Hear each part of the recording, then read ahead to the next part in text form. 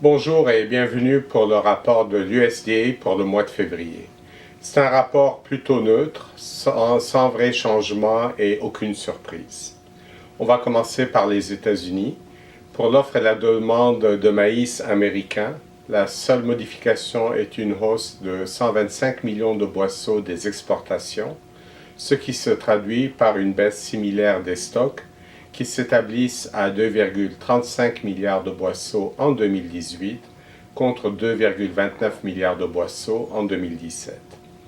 Le prix médian augmente de 5 cents du boisseau pour se situer à 3,30 $ du boisseau, FAB ferme, contre 3,36 $ l'an passé.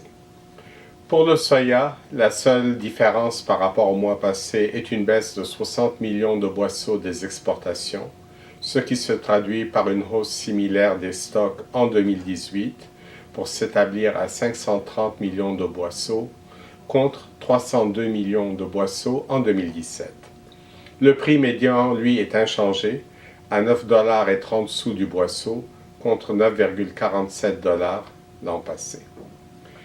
Pour le blé aux États-Unis, la consommation humaine augmente de 5 millions de boisseaux, tandis que les exportations baissent de 25 millions de boisseaux.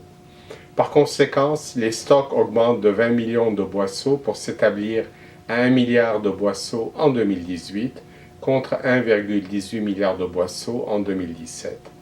Le prix médian est inchangé à 4,60 $, tout blé confondu. Maintenant, pour l'international, les estimations des productions de blé augmentent en Argentine et en Ukraine de 500 000 tonnes.